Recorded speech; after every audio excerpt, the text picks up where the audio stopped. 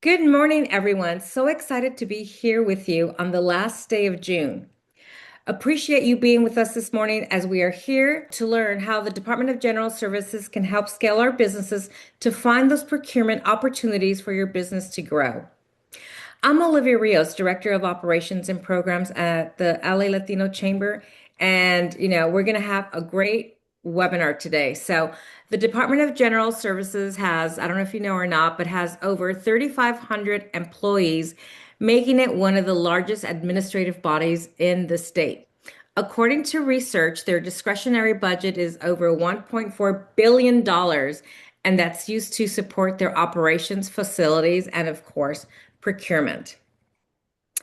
They are one of 10 entities under the California Government Operations Agencies as they make up 25 offices and divisions. Our guest speaker today is Mariela White, Bilingual Business Outreach Liaison. In this role, she educates and advises targeted business groups on applying for contracts and working with state agencies. I'd like to give you just three top reasons why you should stay tuned to the rest of today's program. DGS is the largest purchaser of products and services in the state. They have a friendly user portal that you can solicit opportunities, and they have a statewide supplier diversity program to help small businesses gain opportunities and contracts. But before we begin, I'd like to share that there will be a Q&A session after each section of the program, and you can ask questions in the chat, and I'll help Mariela with that. And at this point, I'd like to introduce Mariela White to our program. Welcome, Mariela. Thank you so much, Olivia. I will go ahead and share my screen now, so you should all be able to see that. And like Olivia said, thank you everybody so much for being here. Thank you for taking time. We will try to make this as educational and beneficial for you as we can. So today's webinar is titled How to Do Business with California State Government. It's our entry-level webinar, so this is kind of geared towards if you're not sure if government contract is for you, you just kind of want to learn a little bit more about the ins and outs of it. This is a great place to start because we will cover all of that information. Once again, my name is Mariela White, and you can see my contact information here. I will also have this slide at the end, and I will be sharing a copy of this presentation with Olivia so that she can share with everybody that signed up for this webinar. That way you don't have to worry about writing down any links or anything that I mentioned. You can use this as a resource and go back to it anytime you'd like to get a refresher on any portion of this. Like Olivia mentioned, we do have a lot of material that we got to cover in this short hour, and I want to be respectful of your time. So I ask that that any questions that you have, that you please add them to the Q&A box or the chat, whichever is most convenient for you, and we'll answer them when we get through the Q&A slides, which I have embedded at the end of each presentation. This will help ensure that we can move accordingly to the time, and that way you don't have to worry about remembering your question when we get to the Q&A slide. You can just ask it as it comes to you, and you know that we will get to it. So with that, let's get started. So today we're going to be covering the following topics. We're going to do an introduction to the Small Business and Disabled Veteran Business Enterprise Program, and we're going to review the 3 certifications that the state offers. We're going to go over what the certification benefits are, what the eligibility requirements are. We're going to do a quick intro of Cali Procure, and finally, we're going to do a brief overview of keywords, UNSPSC codes, and a couple other little things. Like I mentioned today, this is an entry-level webinar, so we're not going to be diving too deep into any one of these sections. This is, again, to gauge your interest. However, we do have other level webinars, which we have multiple times a month, so that if this is something that you want to learn more about, please, we encourage you to this as well. So before we get into the certifications that the state offers, I want to go over the statewide SB and DBB participation mandate. A lot of times small business wonder, right? I'm small. I'm just 1 or 2, 3, 4 employees. How am I going to compete against these large corporations that are already getting contracts with the state of California? And that's a very fair question.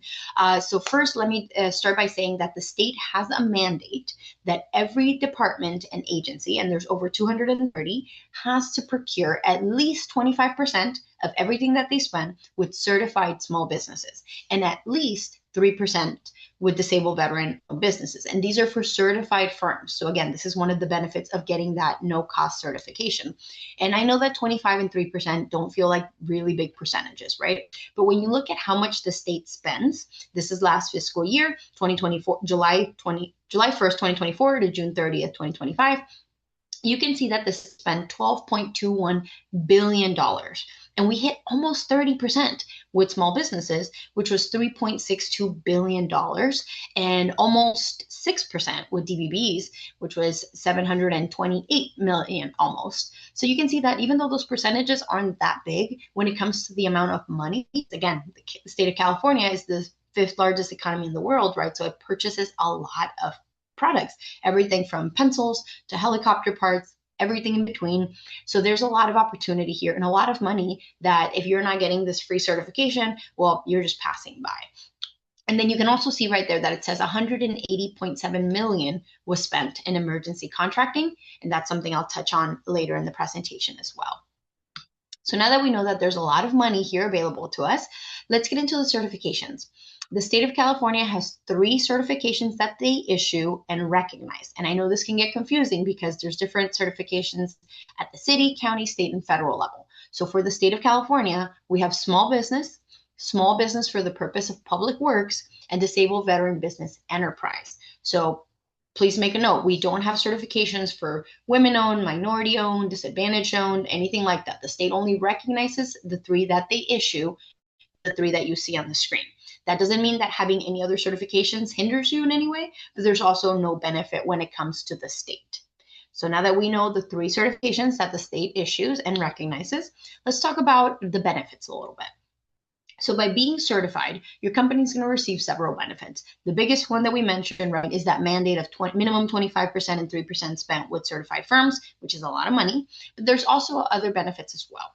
As a small business, you get a 5% preference on contracts when you bid against non-certified firms. And as a DBB, you receive up to 5% incentive on contracts. So let's say that you have your SB and DBB certification, and you're going for a contract that's, let's say, $100 to keep it simple. Obviously, these contracts are much more, but for the simplicity of the numbers, let's say this contract is $100 and you have your SB and DBB certification, your bid is going to show as $90, while someone that's not certified is going to show as $100. Obviously, the state wants to save money where it can't, so they're going to go with yours because the state only has to spend $90. Again, the state is eating this differential to ensure that departments are working with certified firms. So you still get the $100, but for the purpose of how much the state spends, you're going to be a lot more competitive when you're bidding against non-certified firms because you have this big advantage.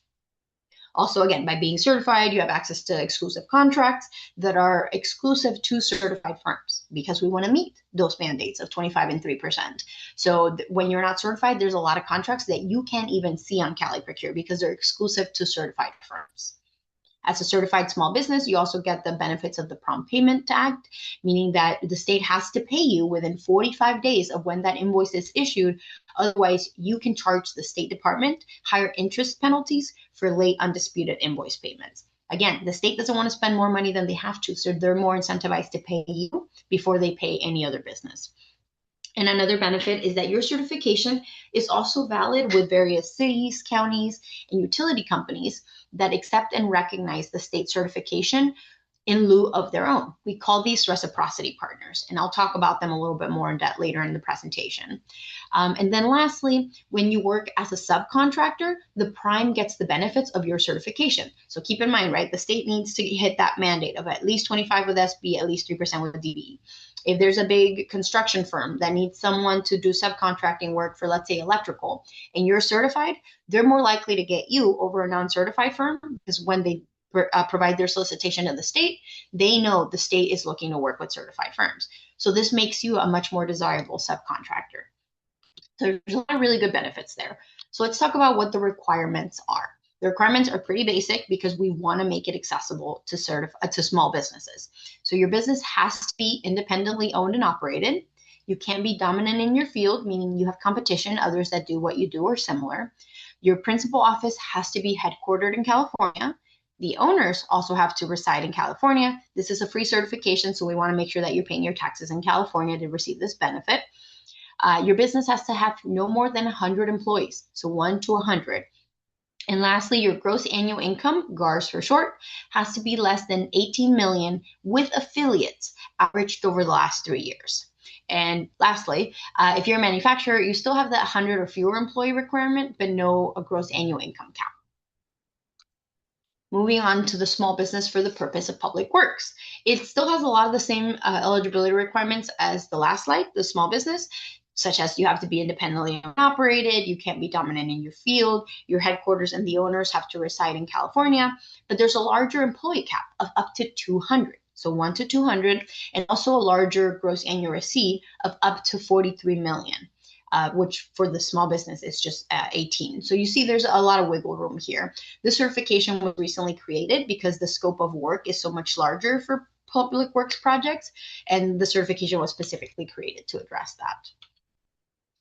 Before I move on to DBB, I wanted to make a note that you do not need to apply for both the small business and small business for public works certification, because if you qualify for the small business certification, it includes everything, including public works. So then you only have to get that one. The only time I recommend businesses get the small business for the purpose of public works is if they don't qualify for the small business, such as they have more than 100 employees or their gross annual income has exceeded the 18 million. Otherwise, if you're just getting the public works certification, you're limiting yourself because that's limited to only public works projects. So you can get both certifications if you want. There's no real benefit when it comes to the state. So if you're going to get just one, make sure that you get the SB. Otherwise, you're going to be cutting yourself short. Okay, moving on to the disabled veteran eligibility requirements. So a disabled veteran is going to be a veteran of the U.S. Armed Forces with a service-connected disability of at least 10%. And this is determined by the federal government, not the state of California. So you would have your documents that the Army or military, wherever you serve, has provided you. And for a small business to be eligible for the DBB certification, the business has to be at least 51% owned by one or more disabled veterans. If it's an LLC, it does have to be 100% owned by one or more disabled veterans. The disabled veteran owners have to live in California. The owners that aren't disabled veterans can live anywhere. Also, the daily management and operations of the business have to be done by disabled veterans. And lastly, the business has to be headquartered in the US. So unlike the other certifications where it has to be in California, this one can be anywhere as long as it's within the US. And you will notice that there's no employee cap or gross annual receipt cap. So DBBs can grow quite large. And one thing I will mention is the DBB and small business certifications do stack. So if you qualify for both, get both so that you receive the benefits of both certifications. Okay. Moving on. Now that we know what certifications the state has, let's talk about how you get registered and certified to get those certifications.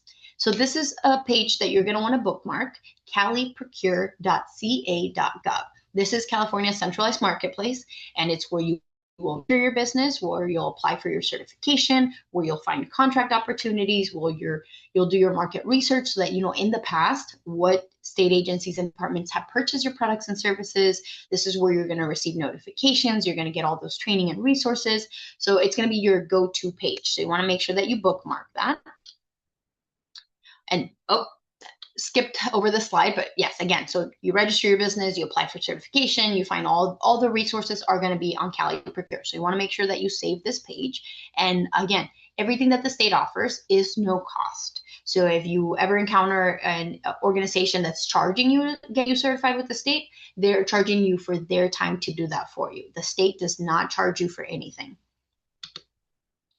So this is the Cali Procure homepage. So go to caliprocure.ca.gov. This is what that's going to look like. And to register, you're going to click that login and register button. You keep hearing me say register and certify. That's because it's a two-step process to get your certification. Registering just means you create a profile. And everybody that wants to contract with the state, regardless if they live in the state, in the US, or out of the country, has to register. If you qualify for certification, then you can apply for that. So let's talk about how you register first. So you're going to click that login/register button. It's going to take you to the login page. Obviously, if you're brand new, you don't have that yet. So you're going to click the button that says new bidder registration. You're going to create a profile, basic information, the name of your company, business address, email address, the name and contact of the owners, tax ID number, very basic to create your profile. One thing that you'll also notice while you're in here is the supplier diversity information. So back in 2022, DGS started collecting voluntary diversity data for certified, registered, and new businesses in Cali Procure as part of California's commitment to diversity, equity, and inclusion in state procurement. I wanted to address this because I know I mentioned earlier that the state doesn't issue any women-owned, minority-owned, or disadvantaged certifications. So this is not for any type of bid preference. This only helps us ensure that we're covering the state adequately, that there's no gaps in any one parts of the state, in any one language, in any one group that we might not be paying attention to. So this is completely optional for you to disclose or not. It is just, again, internal for us to know where we need to pay more attention, but it does not grant any type of bidding preference. And again, you can edit that at any time. So once you've registered, you're going to come back to caliprocure.ca.gov. You're going to click that login/register button. As a security measure, it's going to ask you to reset your password because you're going to be sent an email with a temporary password. That's totally normal. So just check your email, put in the user ID that you created and the password that was sent, and then you'll be in your profile. This is what your business profile is going to look like when you're in Cali Procure or registered. So once we want to get certified, right, we know we qualify, we want to get the certification, you're going to click on either of those buttons, either the Get Started or Apply for Certification. They're both going to take you to the same page, which is this one right here. And it's going to be very, very helpful. So I always tell people, take a minute to read everything. Read what you're going to need to upload. Because if you gather all of that ahead of time, right, it's going to be tax ID documents, any W-9s, your business license. If you know what you're going to need to upload at the end of your certification and you save it on your computer as a PDF, when you come sit down and apply, it's going to take you 45 minutes. But if you have to keep stopping to find this document and find that document, it's going to take you a little longer. It's going to make the process a little more tedious. So just take a minute, read what you need, save it on your computer as a PDF, and you'll be good to go.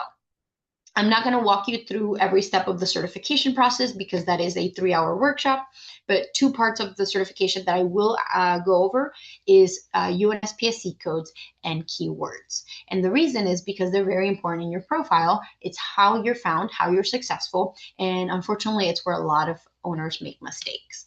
Everything else in the certification process is going to be very self-explanatory. Enter information about the business, about the owners, about your address, location, etc. So keywords and UNSPCs are how you describe what products and services you sell. So this is going to be incorporated in Cali Procure, and they work the same way for the same result, but in different ways. So state automatic emails for contract opportunities are based on UNSPSC codes, meaning if a solicitation goes up in, let's say, construction, it's going to have codes tied to that construction job, right? Whether it needs roofing or concrete, whatever it might be. And if you have those codes in your profile, let's say you provide those services, then you're going to automatically receive a notification that there's a solicitation in your line of work. So then you can decide if you want to apply or not. And keywords are how buyers find your company when they manually go into Cali Procure and they're trying to find, let's say, construction or roofing or paving, concrete, whatever it might be. They're going to type in that keyword on Cali Procure. If you have that word in your profile, then you're going to pop up on their list of results. They can contact you for that contract opportunity. So this is where you're going to want to spend a little bit of time in your profile when you get certified, thinking, how do I best describe my business and what I provide so that I make sure that I am covering all my services and that I'm not going to miss out on an opportunity. So let's start with keywords. Again, they describe a product or a service such as concrete, environmental, legal, and it's how buyers find you. And you pick these keywords because you know what you sell, right? So you're just going to want to think all the products, all the services that you provide and include those. UNSPSC are going to be an 8-digit code. It stands for United Nations Standard Products and Services Codes. And you do not need to know the number because you're going to find it through keywords. But I always like to go over the hierarchy a little bit so that you select the right codes so that you don't get a bunch of emails that are close to what you do, but ultimately spam, and then you miss out on a contract opportunity. So there's 4 levels to it, and think of it like an upside down pyramid, where level 1 is the most broad, and the further down you come to level 4, the more specific it is. And you can tell what level it is by how many zeros there are. So level 1, we see the code starts with a 1 and a 4, and then it's a ton of zeros, and it says paper materials and products. What does that mean? Is it notepads? Is it tissue paper? Is it paper towels? Is it paper cups and plates? Is it, what kind of paper material could be? Because if you sell paper towels, but you have that code, you're going to receive all of the notifications for everything that includes papers and products. Versus if we look at level 4, it starts with a 1 and a 4, and all the digits are specified. And in the description, you can see at the end, it says printer or copier paper. That's very specific, right? So if you sell paper plates, you're not going to put that code because you don't want to receive notifications for printer and copier paper because you don't sell that.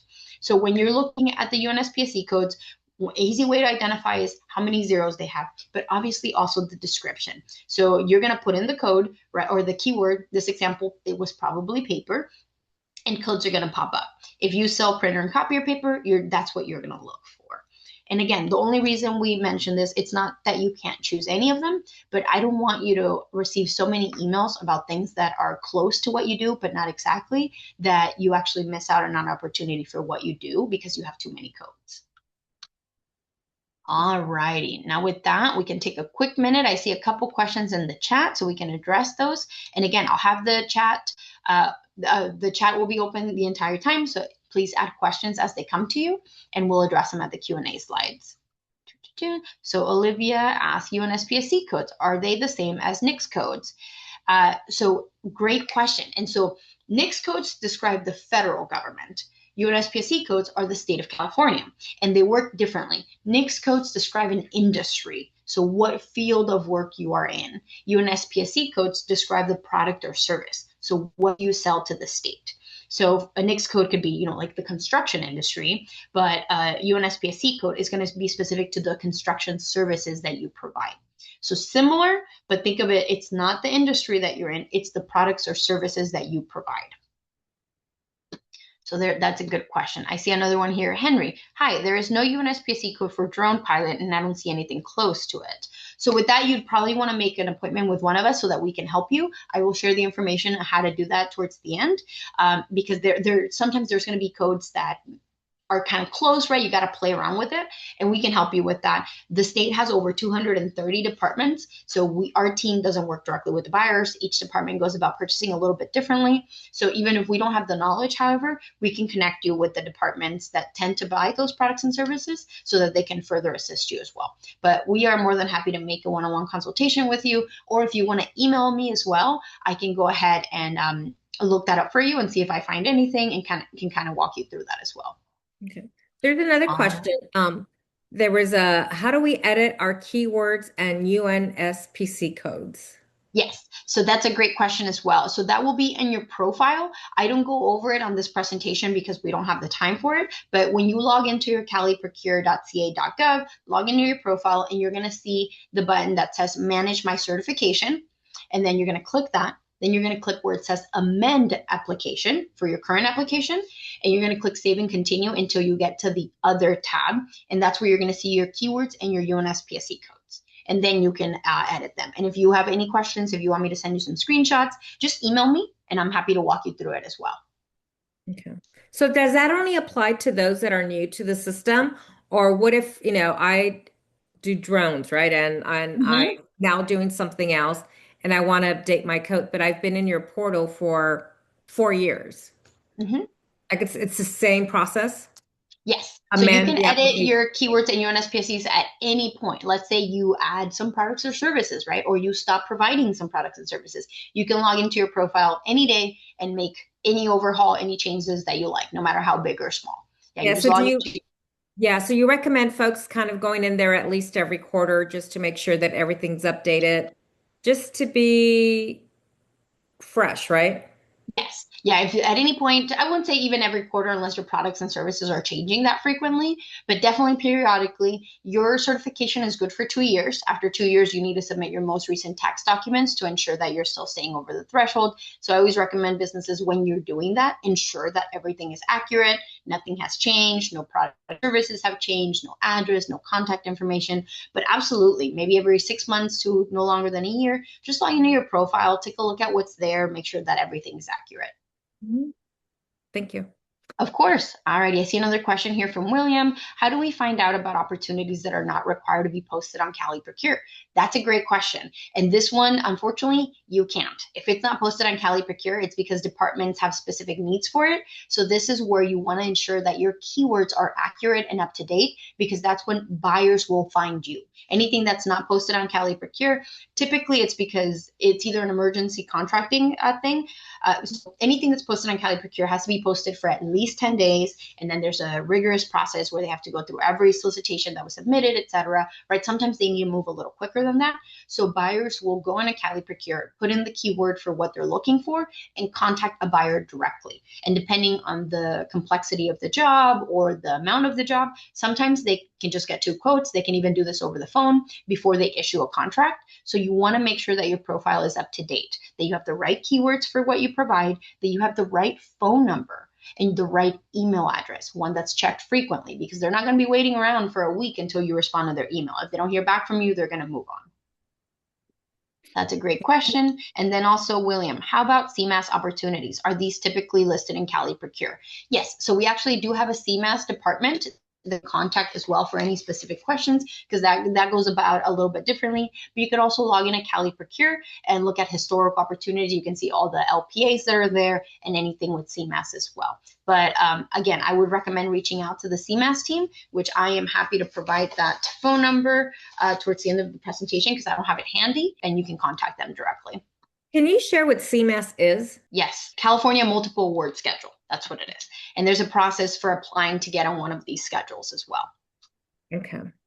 All righty. Next question from Ezequiel. Hi, Mariela. Is DGS certification equivalent to SBA certification? So no, they're completely different. So SBA is at the federal level. They have the SBE, Small Business Enterprise Certification, and that's for federally funded projects. Completely different application process, completely different eligibility requirements. So they're very, very distinct. So just because you have one does not mean that you have the other one. That is a great question.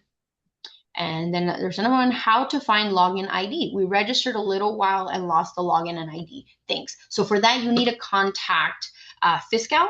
They are who provides they run the platform for Cali Procure, and they're the ones who you would have to contact, and they can reset your password, reset your ID, and help you get logged in.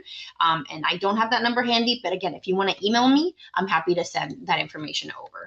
And I have my email at the end and the beginning of the presentation, but I'll throw it on the chat right now as well for anybody that already is there. So you can just go ahead and email me. Thank you. Of course. So mariela.white, WHYTE at dgs.ca.gov. So yeah, if you want to email me for the CMAS question, I'm happy to send you their contact information. Same thing for Fiscal, to reset your login ID. I will send you all that information. All right, another question from Harvey. If an organization is awarded the CMAS, do they need to solicit themselves to the department, or the organization is contacted by departments? So each department goes about procuring this a little bit differently. So normally the department will reach out to you. I always recommend just kind of introducing yourself to the department if you know who buys your products and services, so that you can start establishing this relationship.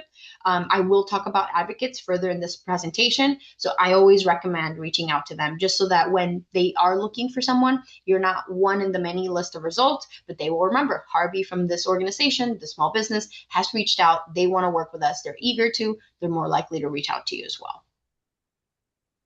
Great questions. That's it for now. Perfect. So we will continue. And again, these are great questions. I have multiple Q&A slides embedded throughout. So just feel free to throw your questions in the chat as we move along. You're very welcome, Harvey. Okay, let's move along. Okay, so now let's talk about how we find existing contract opportunities. We now know how to create a strong profile, what certifications we qualify for. And while a lot of businesses, that's all they want to do. They want to ensure they spend a lot of time making sure they have a really strong profile and then sit back and wait to hear from the state. Nothing wrong with that. There's also businesses that want to be a little bit more proactive, right? Because you never know, maybe you missed a keyword or UNSPSC code.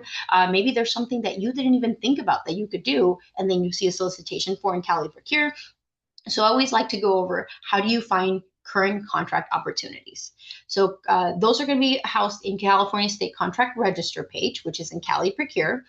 One thing I want to mention here is, yes, you could just click that start search button right there, but if you do it from the main homepage before you log in, you're going to see what everybody sees. As a certified firm, you have access to exclusive contract opportunities. So make sure you're logged into your profile before you start that search. Otherwise, you're going to miss out on those. So how do you know if you're logged in or not? If you're not logged in, this is what your web page is going to look like.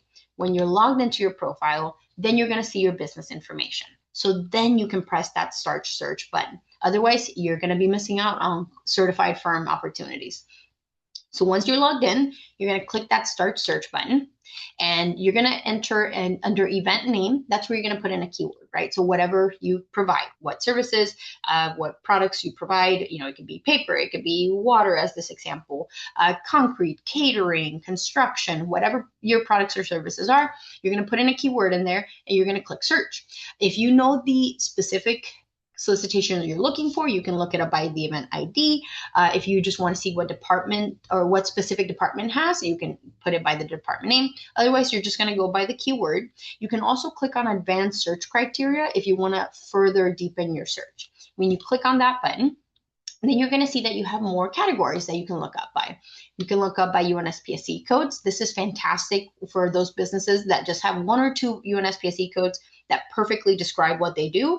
That way you find it right away. You can also look up by the service area. Let's say you want to see all the contract opportunities in your city, in your county, right? Very specific to however many counties or regions you want to look it at.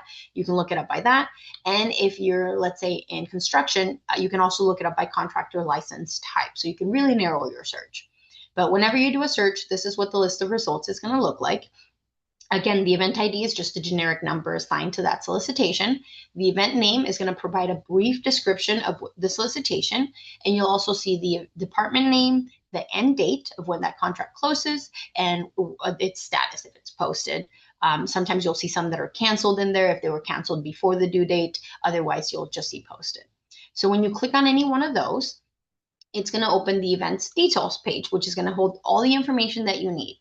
One thing that I really want you to make a note of is the end time. So I just circled it right there. I know depending on what you're viewing this, it might be a little difficult to see, but that time and date is not flexible. So this example that's circled here, it says February 17 at 2 p.m.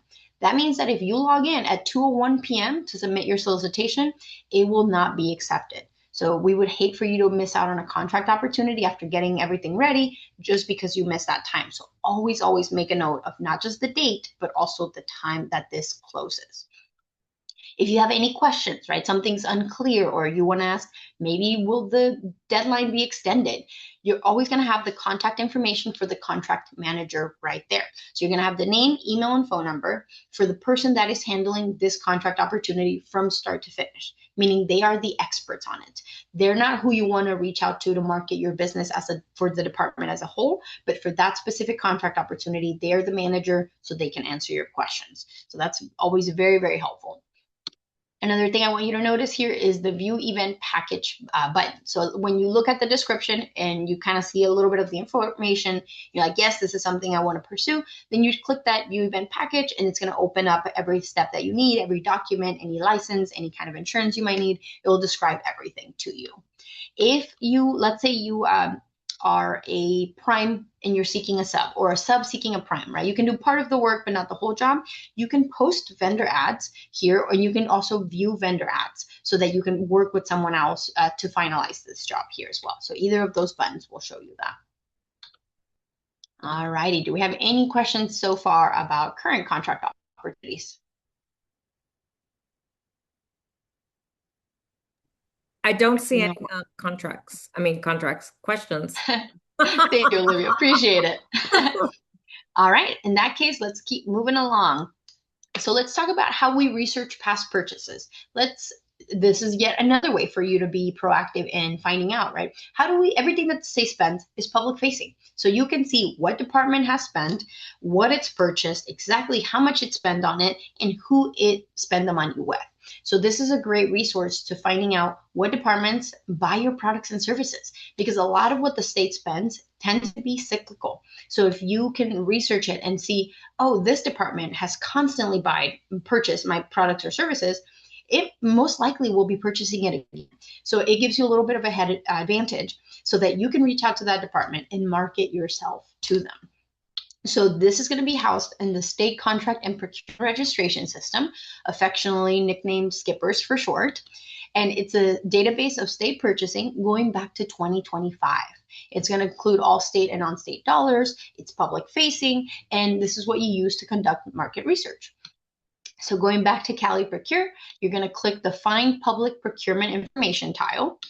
And then you're going to click that second link that says State Contract and Procurement Registration System, Skippers. It's going to take you to the Fiscal Skippers page. It's going to look like this. And under description, you're going to put a keyword. So my example says construction, and then you're going to click the button that says search. When you do that, you're going to get a long spreadsheet with all the contract opportunities going back to 2015. So remember I said that. So one thing I want to go back and mention, you see where it says transaction start and date from and to?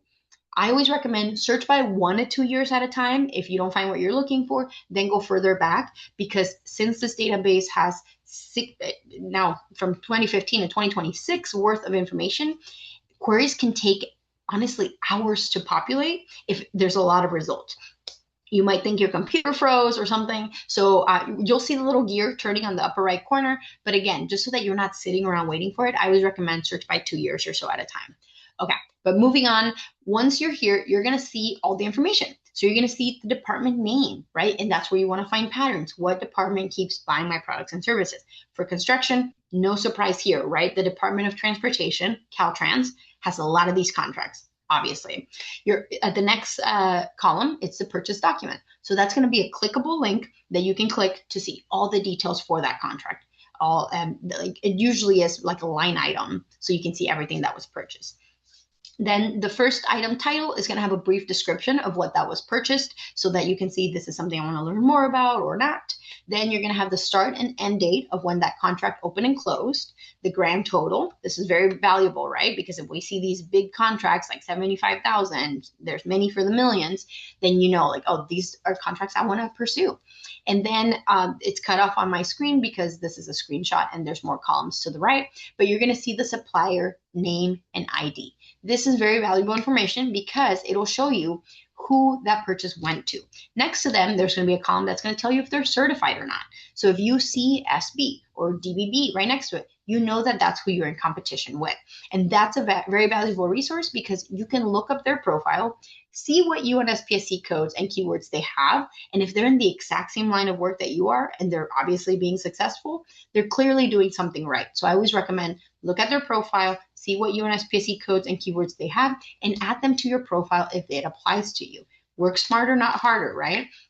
And then further down, you're going to have the email address for the state buyer that made that purchase. So that's very helpful in case you have questions of, well, this would have been really great, right? Is it coming again? You can reach out to that buyer. Or why did they purchase X item instead of Y?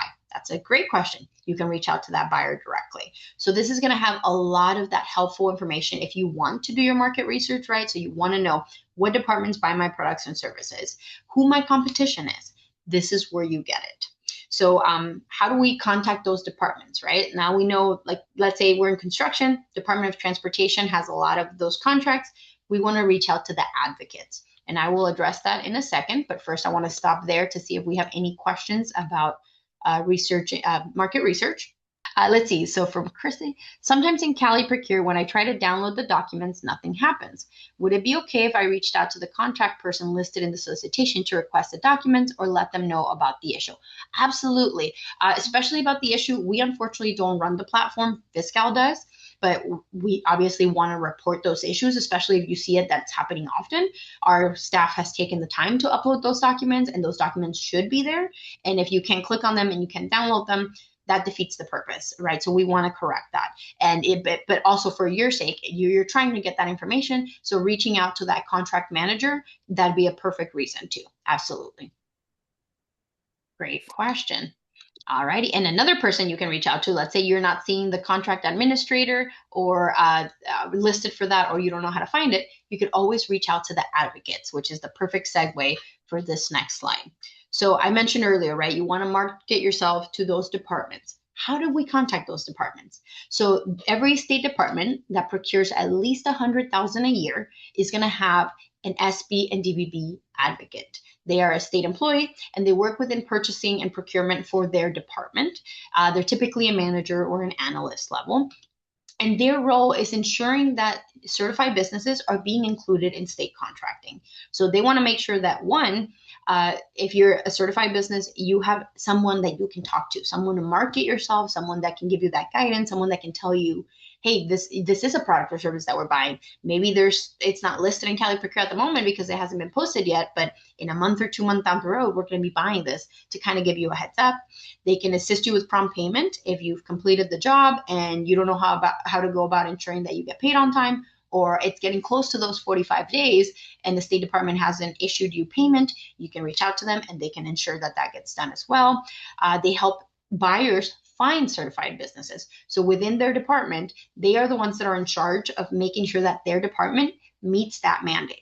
So let's say Department of Transportation, right? They're not hitting that 25% minimum with DBBs, with SBs, or 3% with DBBs.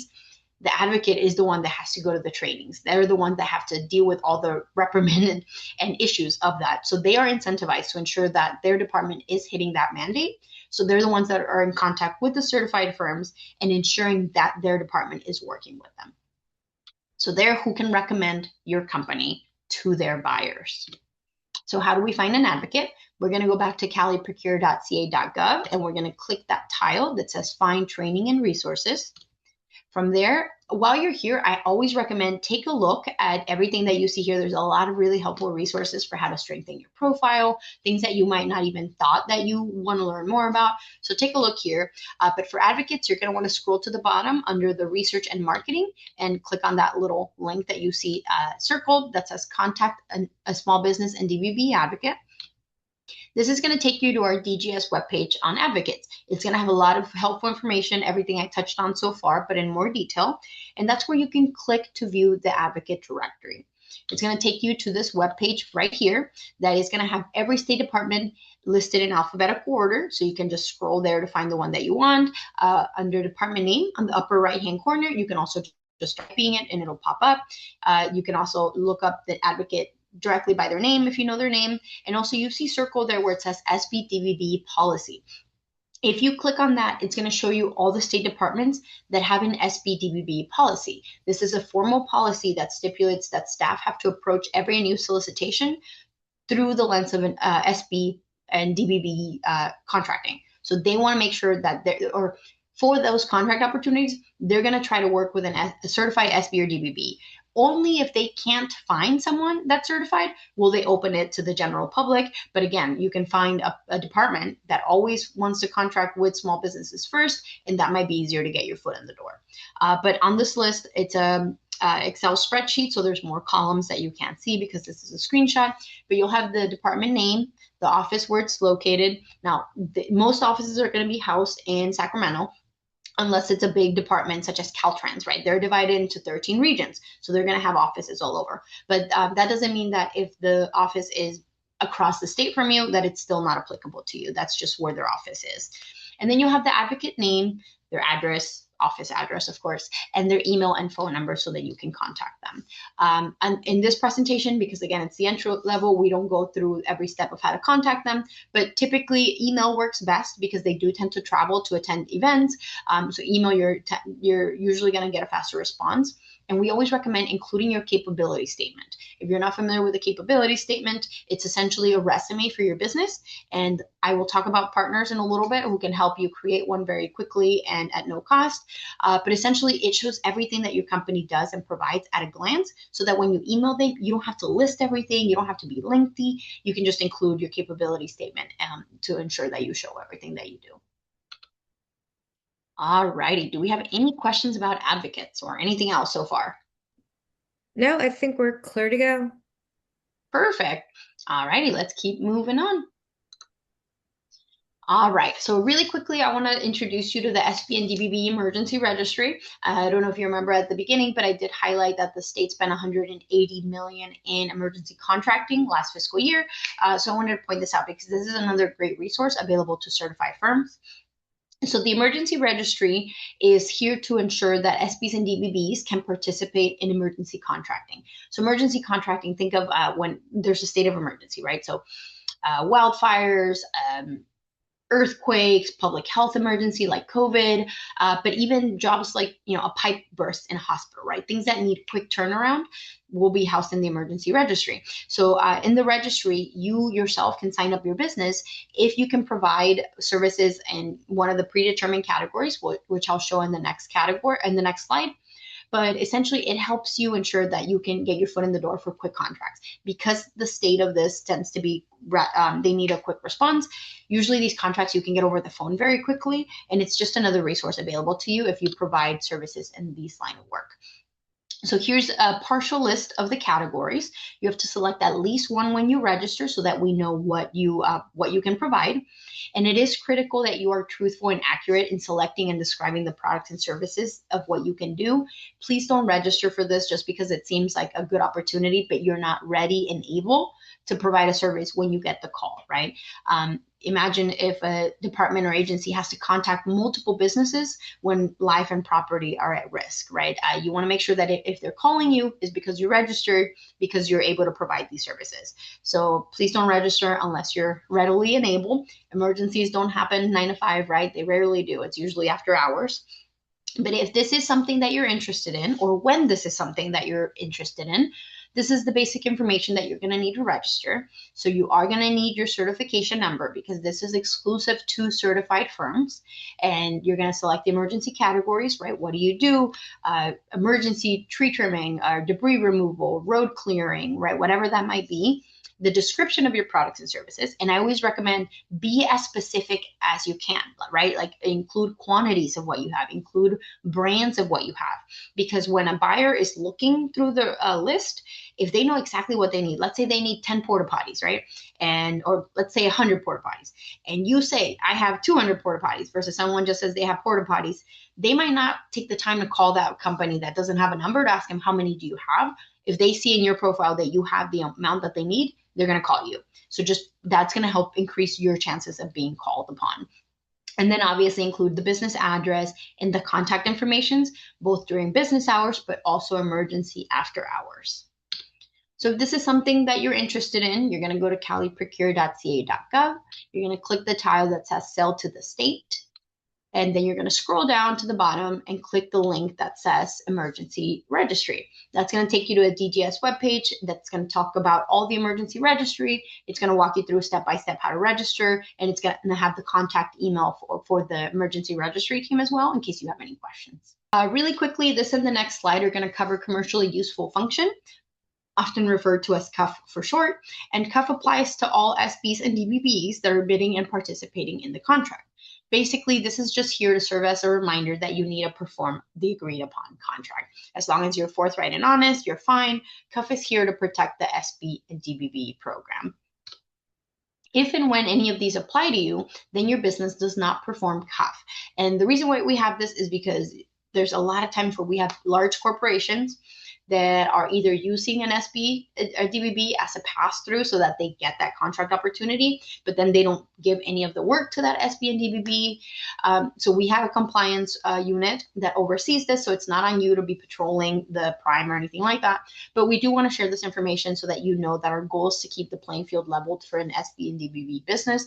And also, if you ever get a contract with a prime, right, but then they tell you, oh, no, we're not doing that work anymore, and you're being dismissed, you can always reach out to us because, if it is CUF program abuse, we take that seriously. There's hefty fines associated with this.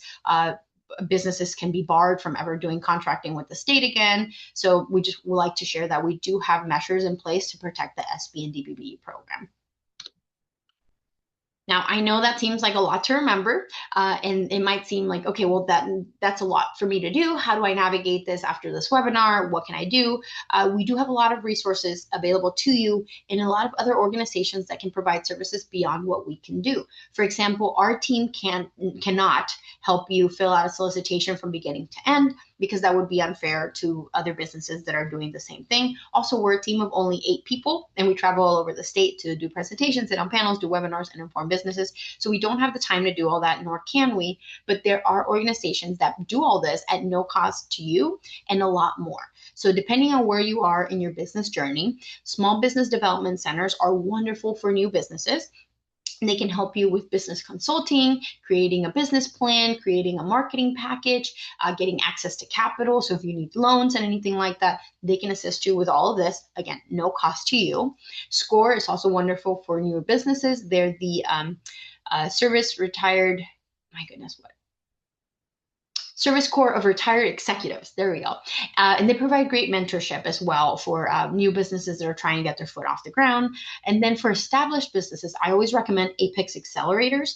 They are the pros at government contracting at all levels. So if you find a contract opportunity that you want to fill out either with your city, with your county, at the state, or at the federal level, they can sit down with you and fill it in from start to finish and submit it with you to ensure that everything's done correctly. Again, at no cost to you. So I always recommend businesses. If you're not taking advantage of this resource, you're doing yourself a disservice, especially when it comes to government contracting, because some of these packages can be very lengthy.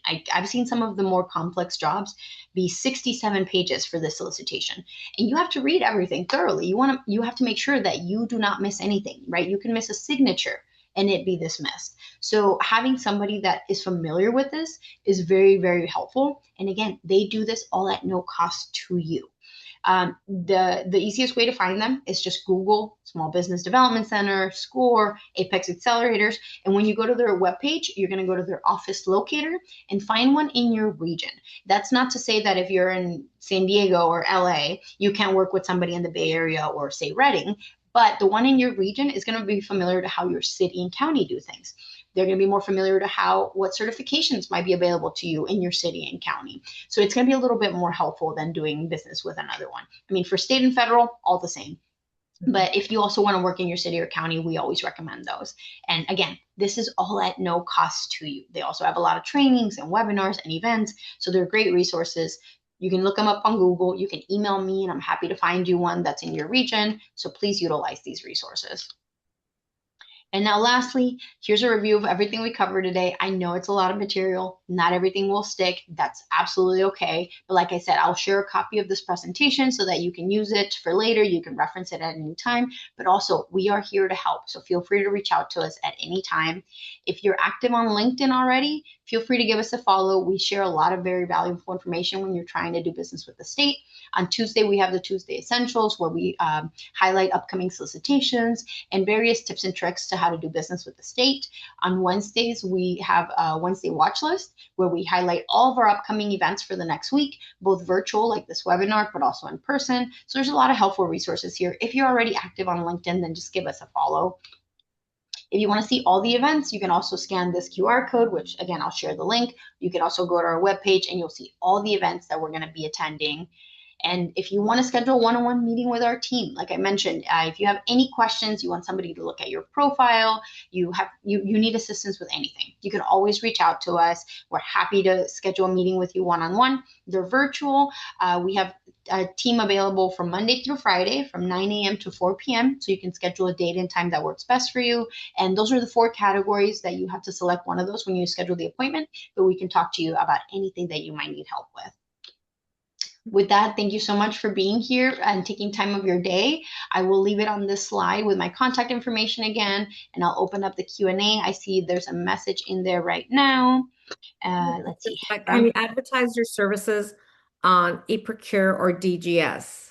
So you cannot. You can post a vendor ad for an existing solicitation. Again, if you're a prime seeking a sub or a sub seeking a prime. But other than that, no, there's no area where you can market or advertise your services on Cali Procure or on DGS. Okay. Well, thank you. And then on that note, we want to thank you for joining us. Thank you, Mariela, for this information. I took away a couple of keynotes. I've not only moderated but participated in various DGS webinars and in in-person training, and I did learn. So I'm excited. So it's more tools to add to my toolbox. So on that note, we want to wish everyone a great week. It is 4th of July this coming weekend, and it's the 250th anniversary of our country. So let's be proud of being in this country where we are allowed to have freedom. And I'll leave it at that. So thank you, everyone.